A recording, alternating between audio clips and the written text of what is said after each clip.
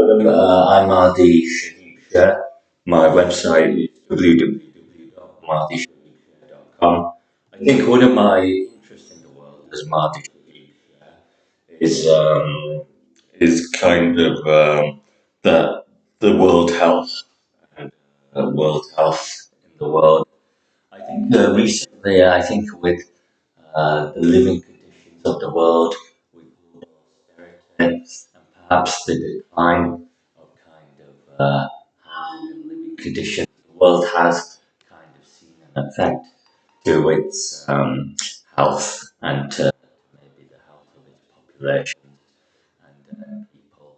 I think that the people, populations of the world have kind of seen a significant change in their levels of health recently in terms of maybe some of the COVID diseases or monkeypox diseases, but also maybe with the mental health of populations that have maybe suffered because of the economic conditions in the world. I think we have seen austerity and kind of things like the winter fuel allowance and few food as well, and grain shortages. And there's also been things around energy security and global supplies. So I think global living standards have changed quite significantly, quite a lot over maybe five years. And I think we have seen things like food shortages and energy shortages with higher energy costs, more expensive food, inflation as well, and things like fuel allowance and health conditions as well, with mental health illnesses have become more prevalent, and also new diseases that have introduced themselves, like COVID and monkeypox and various other things. I think involve bird flu, which is a common and increasing theme with modern disease. So I think that's quite interesting to see the world health as it stands at the moment, and it seems to have dropped something like 40% over the past 5 years. So I think it has changed a lot in a short period of time, and it could be due to the fact that we have experienced COVID and we're coming to terms with other diseases, the global diseases like monkeypox as well. And we still have previous um, issues with some of the other issues like cancer.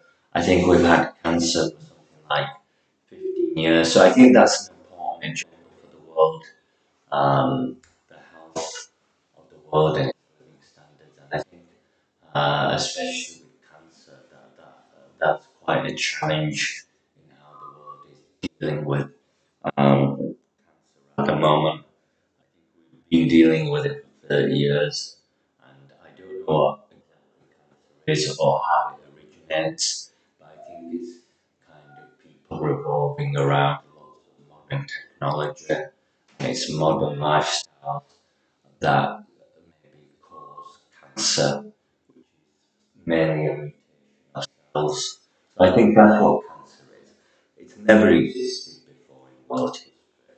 So I think it's a modern condition to have cancer as some kind of a health disease and condition. So we are living with cancer in the world as well. And that is quite serious and a challenge. In terms of cancer, I think that it's affected millions of people around the world, but mainly in the Western world. And I think because there's no cure for cancer, it's particularly devastating and consuming for lives to deal and manage cancer. I think when it started about 30 years ago, cancer has been responsible for maybe something like 160 million lives globally throughout the world. So it is a large fatality and death toll. And if you look at how cancer is being It does receive a lot of attention, but unfortunately, I don't think much progress has been made with cancer. And I think we have similar issues with some of the other large-scale global diseases and health conditions like AIDS as well. I think we still have HIV in the world, which obviously is a byproduct and a modern mutation of AIDS, so it's a mutation of AIDS as well. So it means that AIDS hasn't been eradicated and it could exist in the world as well. And I think AIDS was responsible for 30 million lives. So I think that the world, as in the modern age, in the year 2025, is dealing with some very huge diseases within terms of world health and the organization of the world in terms of world health. So one of the big things to progress and advancement is dealing with this population growth that is perhaps introducing these large-scale diseases.